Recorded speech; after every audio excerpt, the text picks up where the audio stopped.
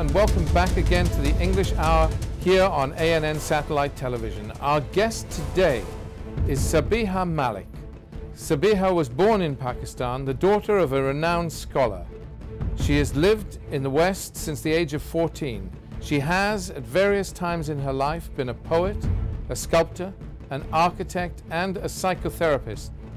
Indeed, as an architect, she was responsible for the remarkable reconstruction of the famous Reichstag building in Berlin. She is the founder of Sangata, a charity devoted to honing the skills of young would-be entrepreneurs by getting them to help set up business projects in the developing world. Welcome again to the English Hour on ANN Satellite Television. It's a privilege to have a new guest here, Sabiha Malik. Sabiha, we want to talk about your situation today and Sangata and where you come from. But first I'd like to ask you a little about your thoughts and feelings. I mean, about this, for a start, about this broken world we live in. You come from Pakistan, a country which has its own difficulties. You're in the West. We have our difficulties here. And the Middle East, and many of our listeners here on ANN are from the Middle East. The Middle East is certainly in crisis. Could you just share a little of your thoughts on the world today, how you feel about things, your personal philosophy? Well, I think we live in a very dislocated world. We are living in a dislocated world. And my feeling about that is that we have, there has been disconnection in our state of consciousness. So we are living, the rules we live by are medieval. So we don't know how to deal with conflict. We talk about justice, but we don't really marry action to principles. Yes, and justice is a concept really that can too often embody retribution rather than fair play. Absolutely, yes. Absolutely. So I think you know, you mention different areas and countries, but I don't feel it's like that. I think we live in one world. It's an interconnected world. It's wonderfully close and allied in so many different ways. And yet we have these savage wars because we haven't found a way of truly acknowledging each other, of respecting each other. Yes. So we are still functioning from the us and them philosophy, you and I, yes, instead of we. Yes, I appreciate that. And we're in such an interconnected world. So now we have the internet. They used to talk about 7 steps of separation, where each of us was related to anybody in the world, if you through somebody, 7 times removed. But now with the internet, everybody knows everybody almost. I mean, it must be 3 steps of separation. I think and that is maybe a symbol of hope, I would think, because as we know each other better, we'll be less likely to hurt each other, wouldn't you say? Well, it's a symbol of tremendous hope, but you know, we have to find, we have visions and we have great hopes for humanity, but we haven't found a way yet of actioning our visions, because we are not given much to reflection these days. So, you know, you refer to the social media. It's a wonderful thing. It unites people. But on the other hand, it's quite superficial. It's, yes, it's not very deep. It's also it's also very often the core media that's being used in many of these crises to alert people to situations that are going on. I mean, the Arab Spring is partly a result of the social media. Wonderful use of the social media. Well, yes and no, but we have an ongoing civil war in Syria, and Iraq still hasn't settled down. Libya's well, you would think it was a place of hope, but it's still virtually at war with itself. Egypt is still boiling. I just despair. The situation. I mean, what is your feeling about these crises?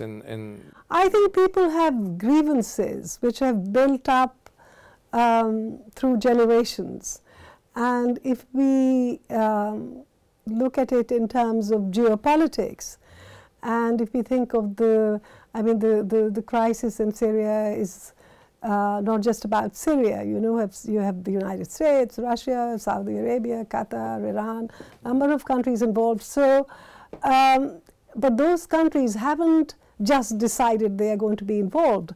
They also have a history. The entire area has a history. So people, because nothing has ever been resolved, nothing is shared. So the grievances that people carry, people are traumatized. Trauma can travel through generations. And do men and women make history, or does history make men and women? Are we victims of the world we live in, or can we shape it and make it better? I think each one of us can shape history, but I think events, I think individuals have tremendous influence on events. The personality of an individual has huge influence. I mean, look at the beginnings of the First World War. I mean, who would have imagined that, millions and millions of people would be killed just because one man and his wife got shot in a car. Yes. So I think there are, very often we are too ignorant of what lies behind. And when I say too ignorant, I mean we are not interested enough. We don't really want to know. Yes, it's interesting you say that, because, I mean, the Syrian crisis, I mean, I don't know whether it's genuinely true, but many people put down the genesis of the Syrian crisis to one incident in Deraa where some young boys were arrested, and the repercussions of that. Exactly. But so anything can spark off. So single events and how we respond to the single event. Do we respond with compassion, with empathy, or do we try and control the event? I think what we are seeing all over is that there's too much of a tendency to control, and then one can't control. But because what you're trying to control, what one is trying to control, is the consequences of a grievance. So if that incident with those children, of course the parents were devastated. Of course they were going to grieve. But then how does one respond to that? With understanding, with empathy, with compassion, or... So do you believe, I mean, do you believe in violence as a means of reconciliation, or do you believe, are you a pacifist, or you're active? I mean, we have a crisis now, we have a number of crises in the world, of which Syria is seminal, but there are many others, not only in the Middle East, but in Afghanistan, in Pakistan itself, where your own home country is hugely, having a very difficult time. So you have all these crises. Do you believe that force is the answer? Do you believe in a resolution through dialogue? I think throughout human history we have seen that force is never the answer. All wars end in peace treaties. So the answer surely is always dialogue. It's always understanding, it's always empathy. I think what we see around the world today is the desire of many people to comprehend what is happening, to reflect what's happening, and to try and heal the wounds, not control the symptoms, not just put a Band-Aid on a situation. And would you describe would you describe yourself as a pacifist or not? There's that word inadequate in this. Well, I think, pacifist sounds rather passive. Yes. Yes. I think I like the notion of empathetic consciousness. Yes. That empathy, a conscious desire to action which follows reflection. Because indeed, actually it's very appropriate, because even Gandhi described himself as an active believer in non-violence. He did not like the word pacifism because he felt it was too yes, exactly. He wanted action from his pacifists. Indeed, he regarded some forms of pacifism as a kind of cowardice, but he believed in non-violence, and he believed in very firm non-violence. I think possibly even in the Middle East today, maybe that would be a better approach, because if we are, again looking at Syria, if we're going to go on with a 10-15-year civil war, it's a catastrophe of vast proportions, but I don't know. What about, I mean, your own country, just out of curiosity, I mean, your own country has become a religious, Pakistan has become a religious, well, you're British now, but Pakistan is a religious country. Do you regard secularism, or which was Muhammad Ali Jinnah's approach, as the right way forward for a nation, or do you regard it is appropriate that you have a religious? Well, I haven't been to Pakistan for years, but like the majority of educated people in Pakistan and others who may not be technically educated, I feel religion is a very personal matter, and it's better for it to remain so, and for the state to be secular.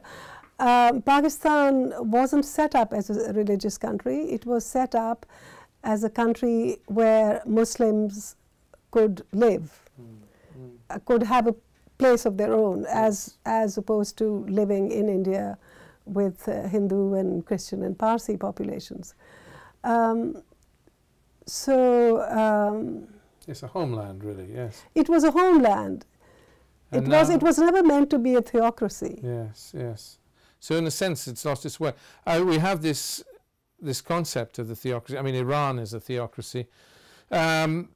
Afghanistan may become a theocracy again. It was and may become one. And Syria, of course, is vulnerable to that kind of outcome. Libya, who knows which way it'll go, but secularism hasn't served the world very well either. I mean, you look at some of the nations, certainly of the Middle East, and even some of the nations of the West. But you would believe firmly in democracy, obviously. Or yes, absolutely. Yes. Absolutely. And you feel... But democracy isn't just about casting votes. You know, for a country to be truly democratic, people have to become economically independent. They have to be able to educate themselves, to look after their families. That's what creates political stability. I mean, all the unrest we see in the world today is because people, because there's too much unfairness. Even educated people can't find jobs. So there are too many frustrations. They don't have freedom of expression. So... yes, so freedom of expression is key. I think I've always been a firm believer, I've said this before on this program, but in Roosevelt's 4 freedoms, which are freedom from want, freedom from fear, freedom of expression, and freedom of religion. And I think if we could see those more seminally around in our modern world, then it'd be better. It will, because those values exist, and it's wonderful that Roosevelt espoused them. But I think perhaps we should talk about these values just as values, then people would be more willing. One of the most, I think this is a really exciting concept in Islam, is the concept of Islam, Iman and Ihsan. So, which refers to perfection of thought, perfection of being, perfection of action. So basically, to reflect before we act. And the same concepts exist in Buddhism, that, you know, thought in action, not just action. So we have to think before we act. And that we have to know for a fact that all our principles need to be embodied. We have to live our principles, not just talk about them. Yes, if we just talk about them, there's a gap. That's what's happening with the world today. Yes, so we have visions. You know, we want to unite the world, we want to do this, that, or the other, but then... it would be better indeed if governments lived by some sort of principle, because we don't see enough visionary governments, and we certainly don't see enough reflection before action. Most policies by governments are reactions to events. We have very few governments that have long-term strategies that they follow on principle. I feel what that's telling us is that that leadership, true leadership, has to emerge from the public. Historically, as far as I can think, apart from the Emperor Ashoka in India, historically, nobody in power has been there. We haven't had great visionaries in power. Yeah. We have had people who had the well-being of their citizens at heart. We have people like in the United States who strove to create a country which was open, democratic, you know, equal opportunity for all and so on, and that's magnificent. But we need idealists, you think? we need members of the public, just regular people. Mm-hmm. No real connection between people. So instead of sending text messages, just to talk, just for people to neighborhoods, communities, get together and speak. And well, then maybe this is an appropriate, I mean, it's a point to think about Sangata, which is the charity, international charity, but it's based here in the UK, which you have set up. And you are training young people. You call them frontier market scouts to go out. Tell us a little bit about that. First of all, what made you think you wanted to start Sangata? Well, I was shopping in Mumbai, and I fell into conversation with a group of street children. And I decided just to hang out with them because they were completely irresistible. And so we spent a number of hours together. They told me they lived in Dharavi, which is the slum area of Mumbai, and invited me to go to Dharavi. So I went along, and I had never been to a slum before, and this was a completely overwhelming, shocking, inspiring, extraordinary experience. Because people were brilliant, they worked very, very hard. Nobody was just hanging around, everybody was doing something, and yet it always remained poor. Yes. And I had a wonderful day with these children, but when I left them, I was just devastated, and I thought, well, so, you know, I can just walk away, and they're here, and yet I'm a regular person. I have not somebody in power. I have no means whatsoever to change this, but this is a terrible situation, and it needs to be changed. So how can it be changed? So I became completely obsessed with this, and I had an insight, and the insight that immediately came to mind on seeing these people working the way they were is that, you know, businessmen, they were all business people, they were entrepreneurs, all these children, people. yes. No, in the slums, even the children, yeah, they're selling plastic flowers or they're doing something. So I thought, what if, you know, businessmen work to make the rich richer? What if they worked to make the poor rich? So I was very excited by that idea. But then the next thing was what to do about it. I mean, who was I? What to do about it? So I thought that, well, I have to study, to learn more about poverty, you know, what causes poverty in the long run. This is what led you to start up Sangata. But you're using young men to yes, so what we are doing is, so then this took, all in all, I think over about 12 years. So then I embarked on a study of poverty and read sort of very dry as dust books on economics and so on. And then I finally thought, no, I'm just me. I have to stick to what I do best, and I have to find somebody who understands the rest of it. So by some wonderful coincidence, I met with Dr. Yue Shi, who is the dean at Monterey Institute of International Studies in California, and he thought it was a wonderful idea. So we worked to create this program. And what the program is actually doing is that it's taking young professionals. Yes, men and women. I should men say. And women, absolutely. Yes. So far we've had participants from all over the world. And so in the beginning they were basically newly qualified MBA students. Now they are young professionals from Ernst & Young and Deloitte and all these major corporations. And they want experience at that level. They want to work in what I call frontier market areas, which are areas where people are very enterprising, but they can only get so far and no further because they have no funding available. So they're actually setting up projects in these areas? No, they don't set up projects. So we train them basically in impact investing, right? Because they're already business folk themselves. Okay.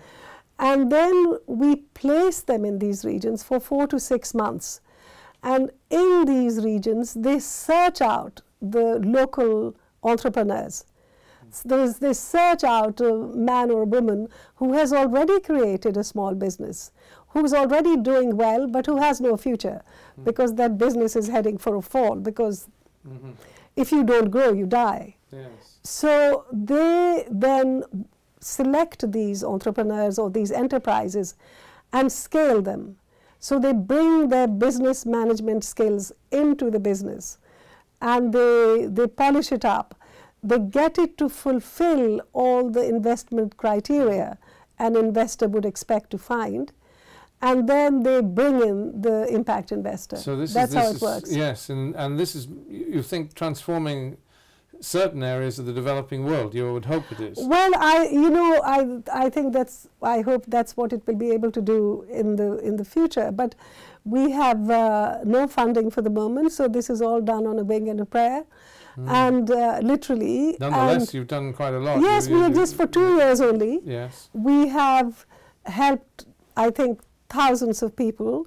We have trained over 200 people in the last 2 years, who then return to their jobs at Goldman Sachs or whatever, transformed. Yes, because they become people-centered. Yes, I mean your own experience as a.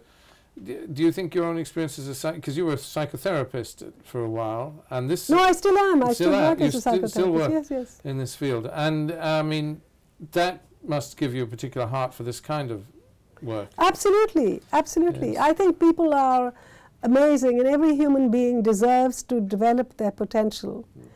And those of us who are fortunate enough to be born into families that can look after us and educate us have a chance to do so. And the vast majority of the world doesn't, and there is absolutely no excuse for it, because it's we have abundance.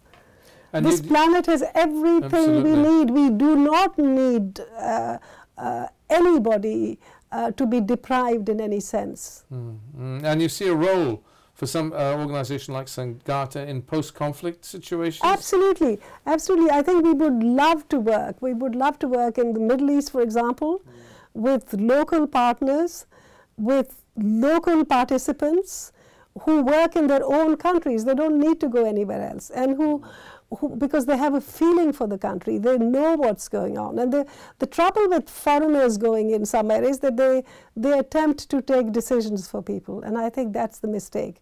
We see this on the geopolitical stage all the time, people with vested interests. Whereas if people are left to themselves, they know what they want. I think it's hugely positive, the work you're doing. There was a little pocket project of yours that I found quite charming, which is not exactly a Sangata project, but something that you highlighted. You were thinking of in Cyprus setting up some sort of forum for a play. Tell us a little about that. Oh, well, so that was,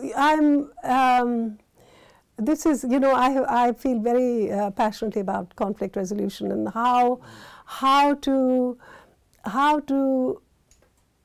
get into situations, how to connect with people before a conflict explodes, when tensions are running high.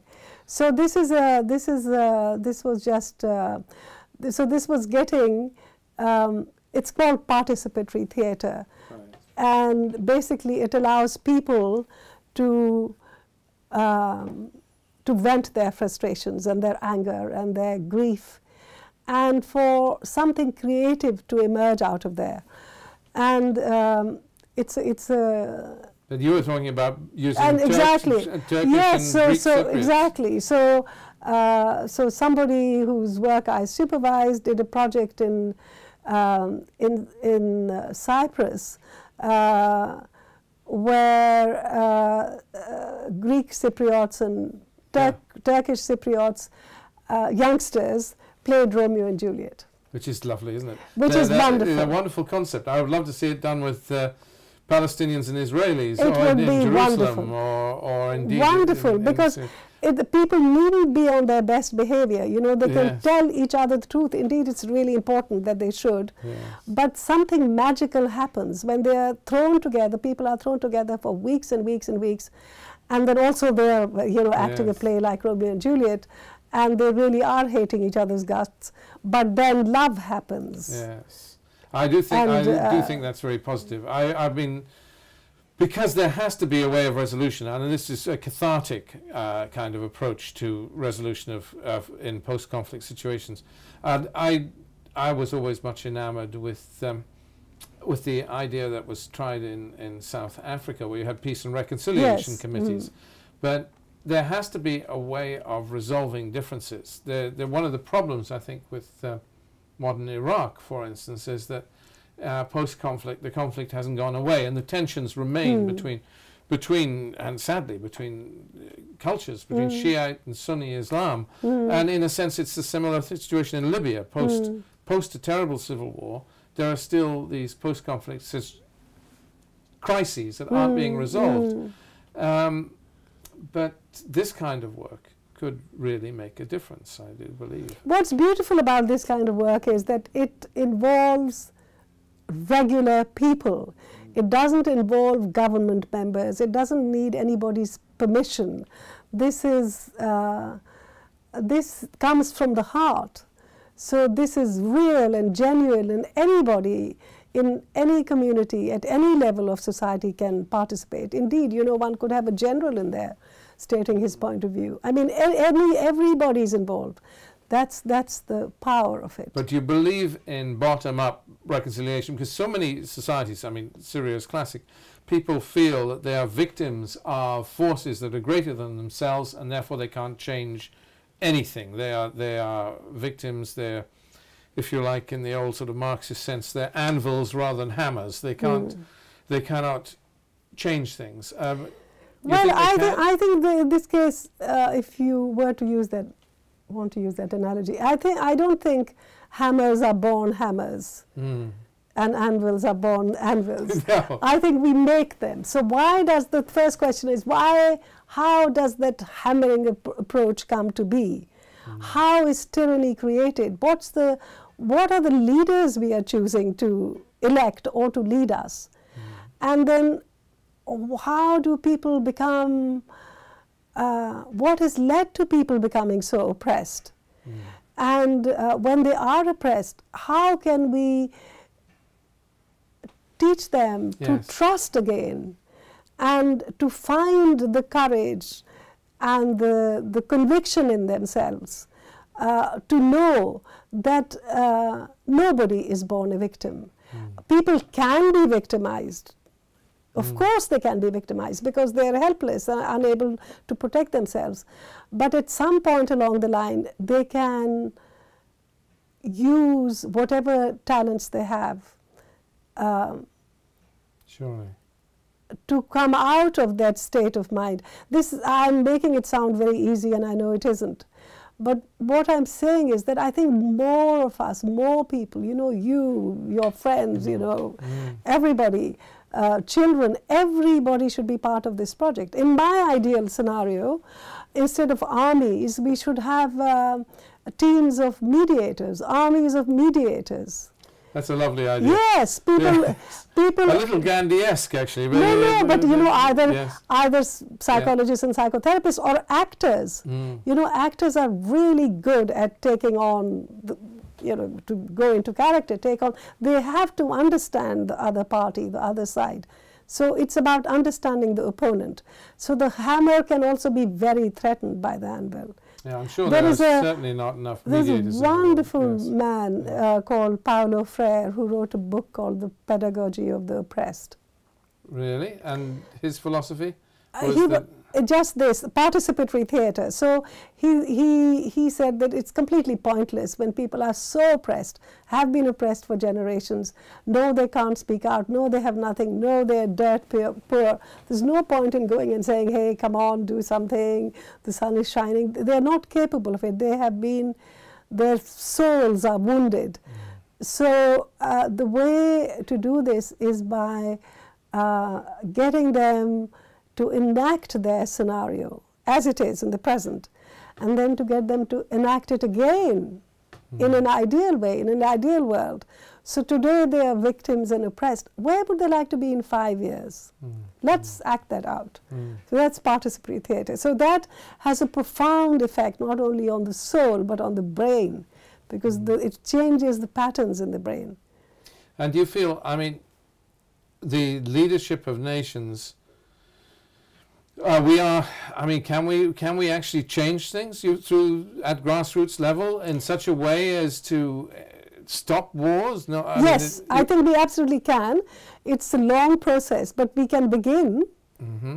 And you feel, of course we can. And you feel that is the kind of thing that people like your own Sangata, Frontier Market and Scouts, many millions of people in the world who are doing wonderful work. That's it can be done in various ways. Do you think we just need more, really, is what you're saying? We need more effort put into grassroots reconciliation? We need to expand these programs. So if we could expand them, then it has tremendous impact. You know, every time we help a small enterprise develop, we haven't just helped one man and his family.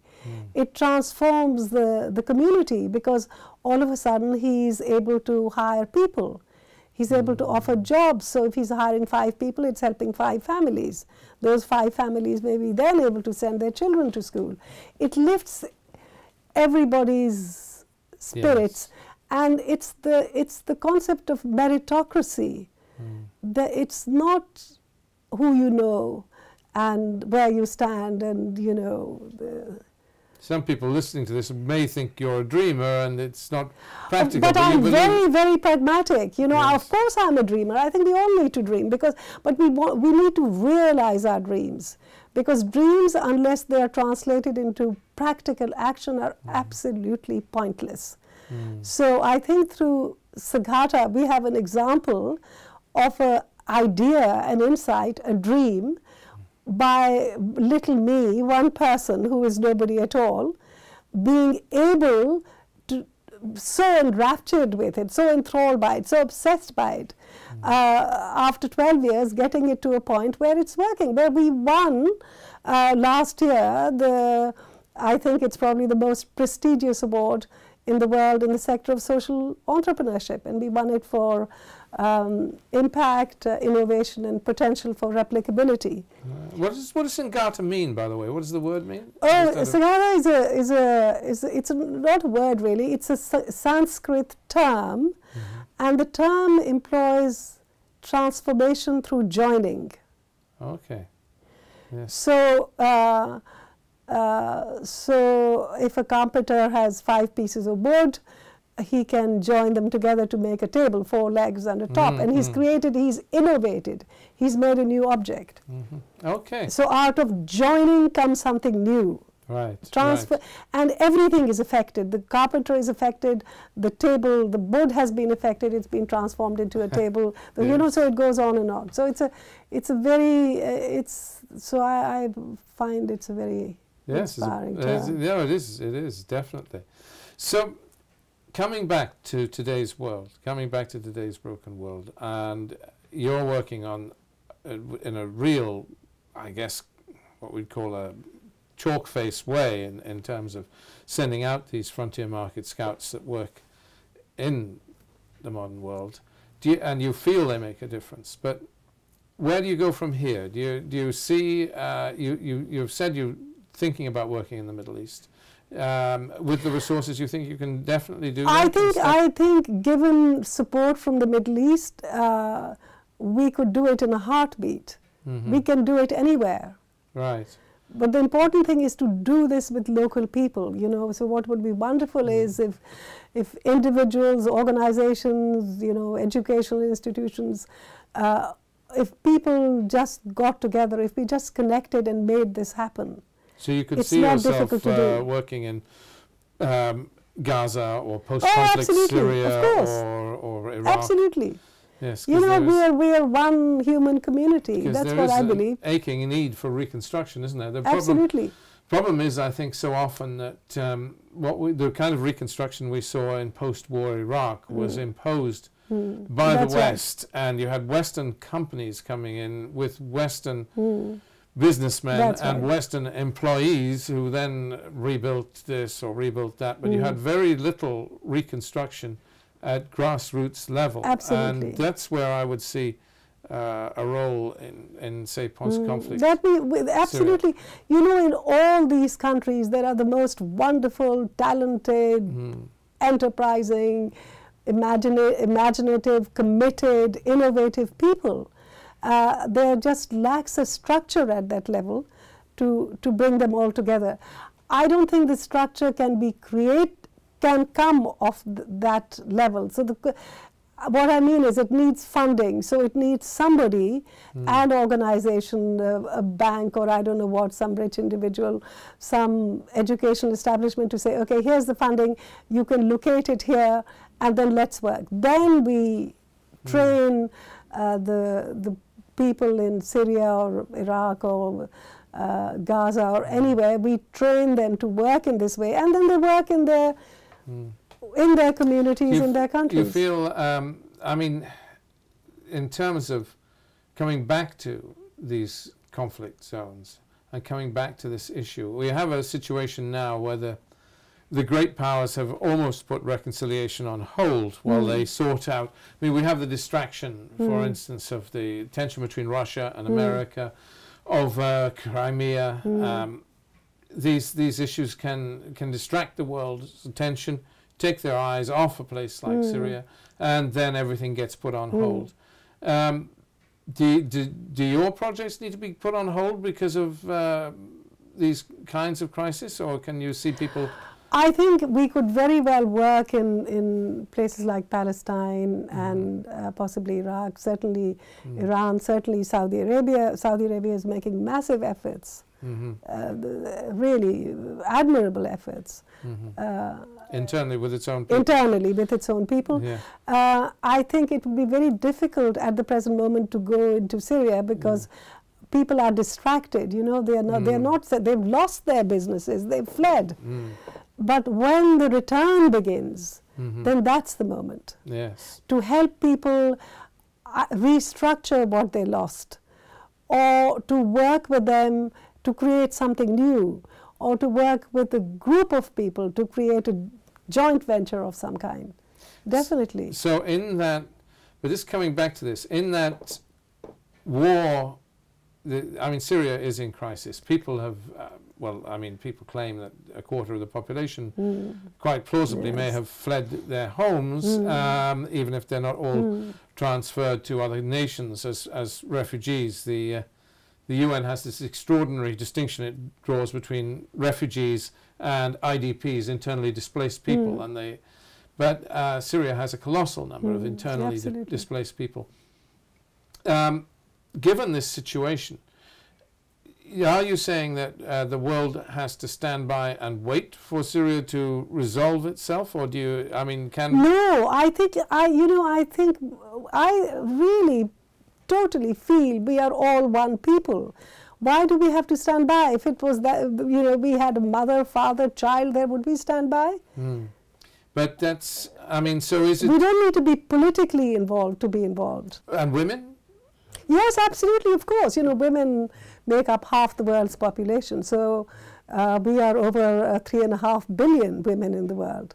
So we can't be ignored. And I think in the Middle East there are highly educated women who could play a major role at this level.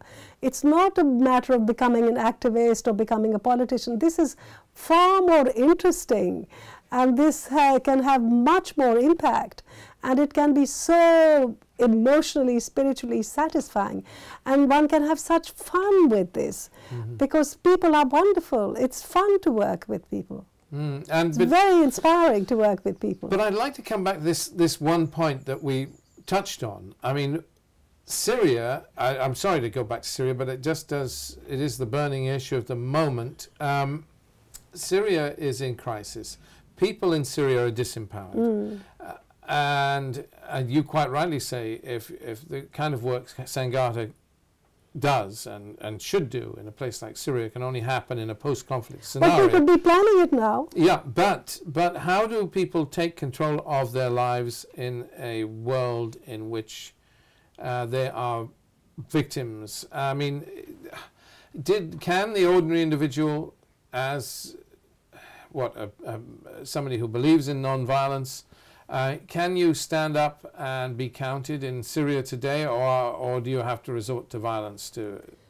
Well, you know, I really profoundly believe that we have to stand up and be counted, and we don't have to resort to violence. So we were talking about Syria today. I mean, the situation is what? For these people that are in the midst of war, can you actually translate this Sangata philosophy, if you like, but or your personal philosophy, to right down to an individual level, where somebody is not in a position to shape the destiny of his nation at that moment, or her nation, more to the point?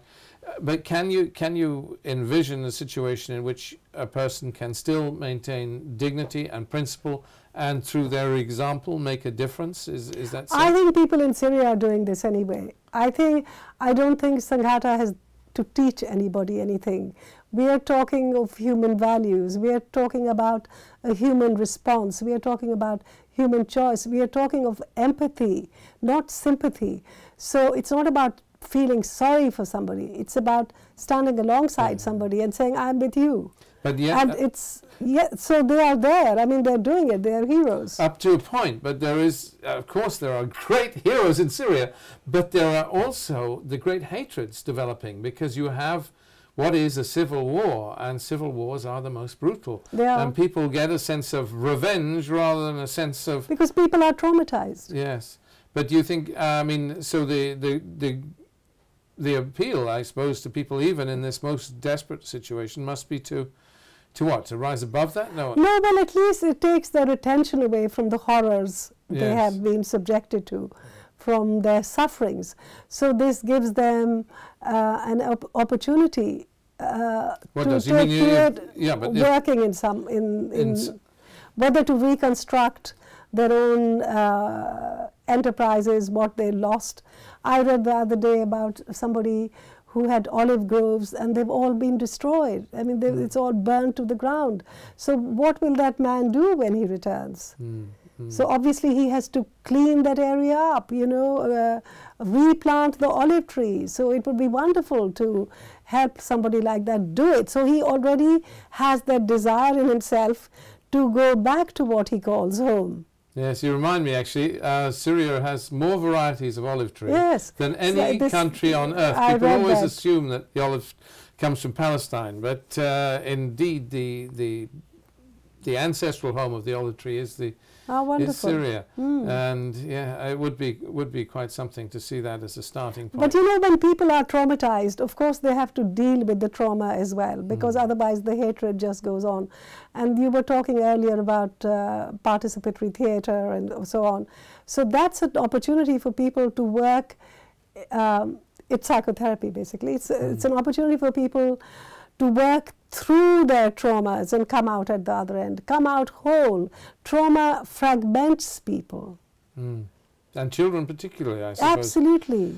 Because you find this, in most conflict situations, children are the major victims. Traumatized. And also desensitized to violence over time. Absolutely And then horrible. they become... Absolutely horrible.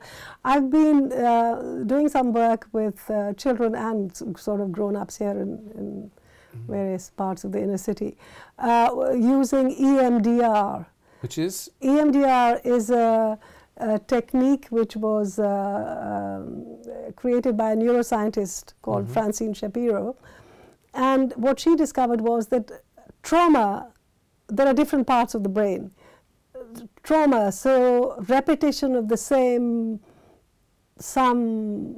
event that we can't deal with, goes into the amygdala, which is the old part of the brain, you know, here at the back of the head. The amygdala is a place which has two instincts, fear and flight. Once the trauma, these emotions, these fears, anxieties get into the amygdala, they cannot be processed. EMDR is a process that allows the person to bring them into, through following eye movements, bring them into the neocortex, into the frontal part of the brain. It stands for, it's a very clumsy name, eye movement desensitization reprocessing. Right. But very clumsy. But the American Defense Forces prescribe it for all their soldiers returning from war, because it is the only way to heal trauma.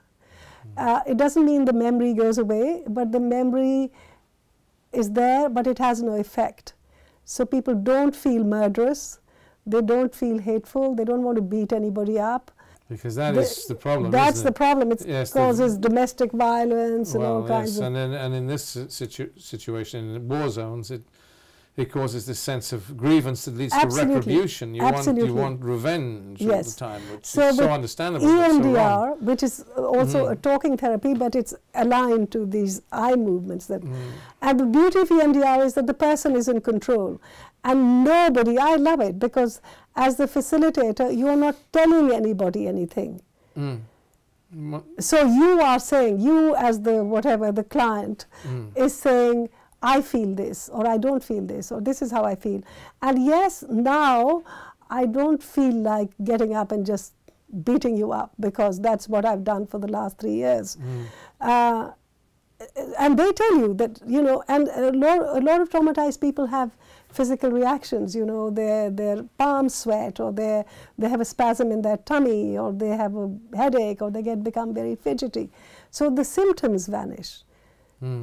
So it would be great to do work like that with children, for example, you know, children, women, anybody.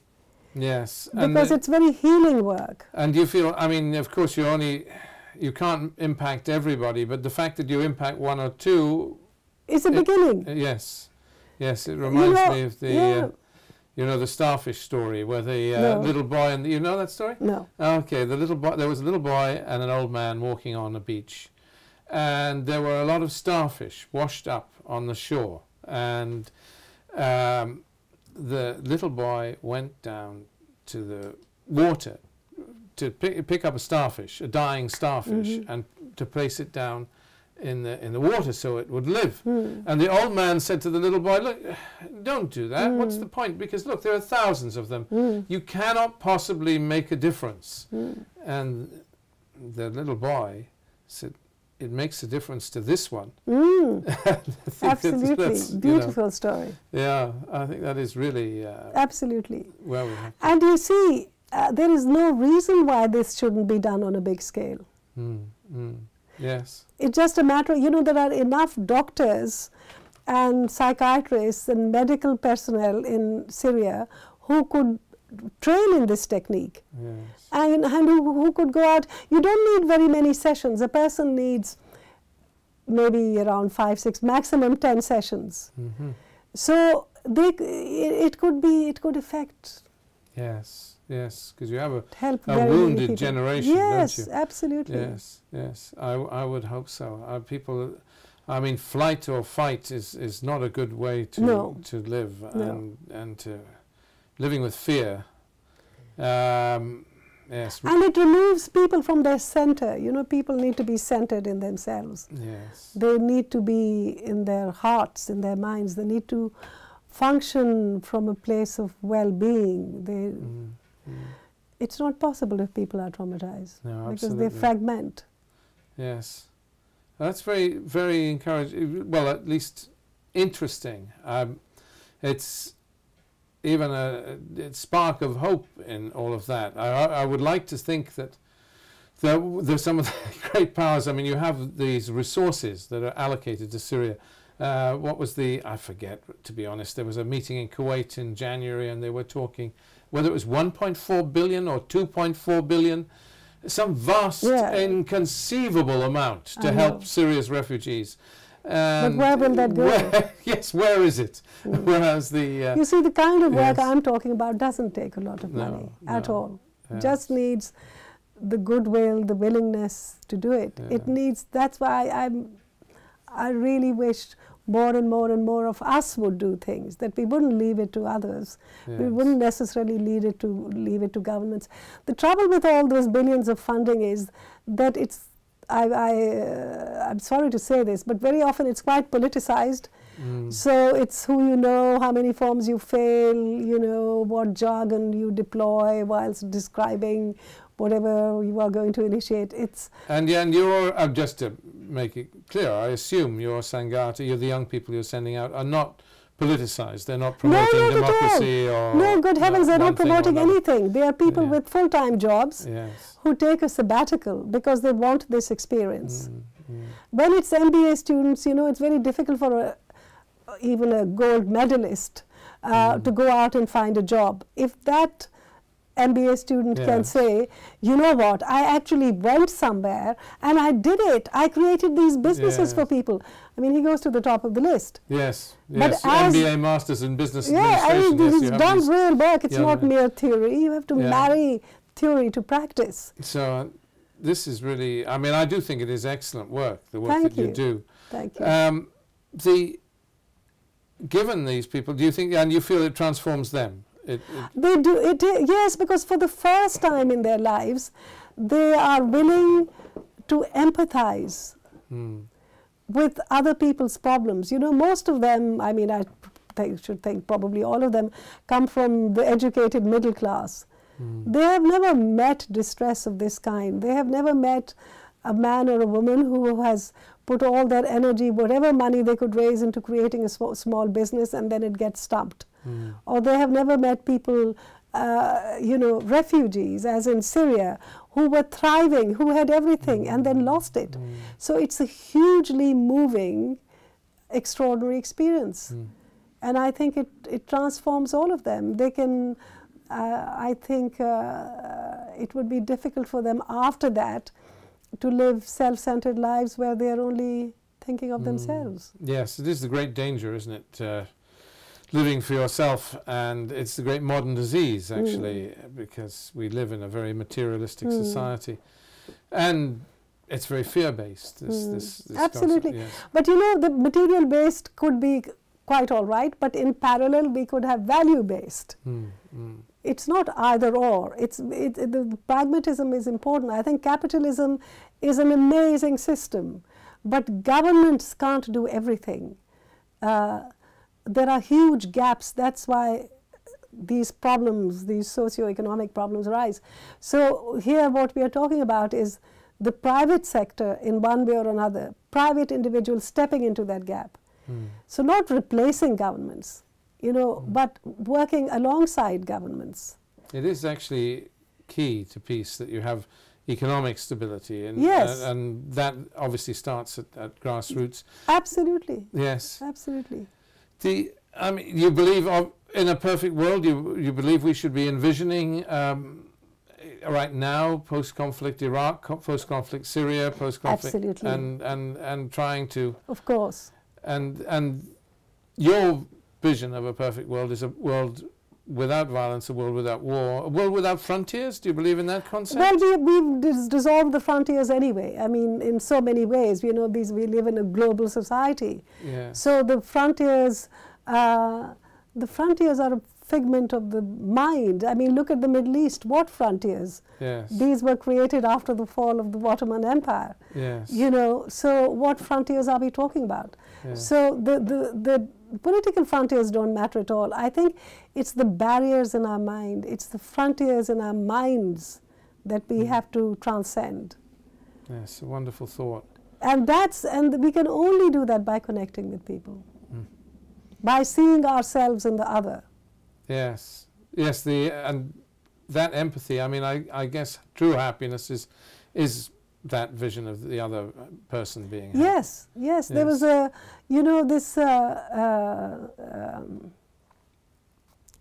was an extraordinary Israeli philosopher called Martin Buber. Ah, I've heard of Buber. Who yes, wrote a book called I and Thou. Yes. So that's what he's talking about. That there you are, and here I am, but you will always remain you, and I will remain I.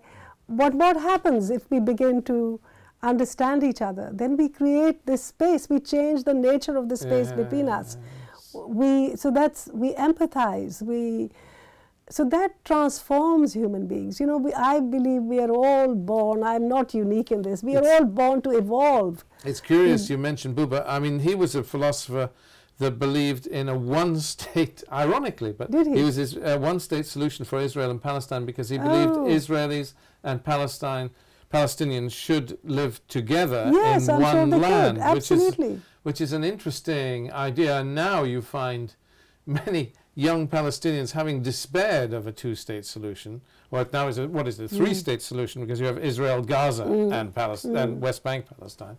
Many young Palestinians are now coming back to the concept of a one-state solution because they think it is their only hope for equality and fairness in today's Israel-Palestine. But that was Martin Buber, himself an Israeli, that was his philosophy. It's a philosophy that frightens many young Israelis. But yes, but I'm more focused on his I-thou.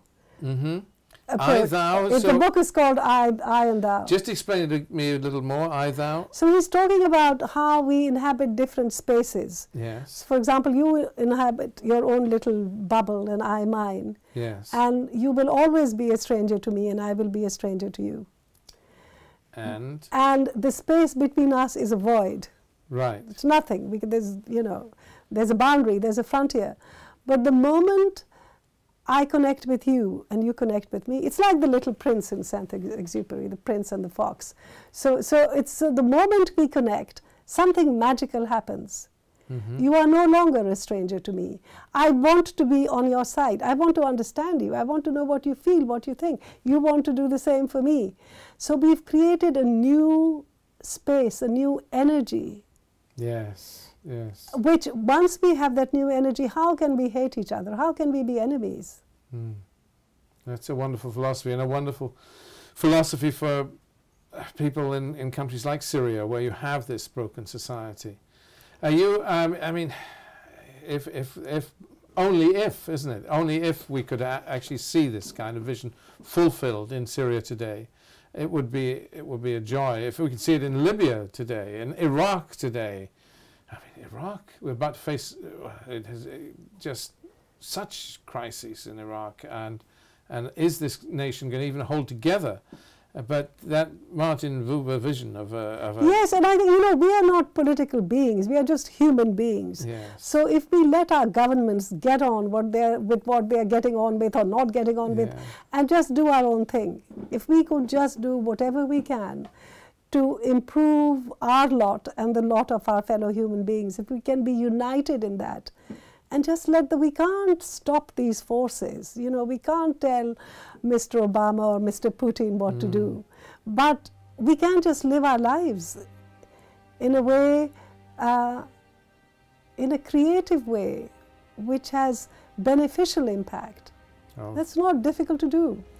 Sabiha Malik, thank you so much for sharing this time with us. It's a real privilege to have you here on ANN television. Thank you very much indeed.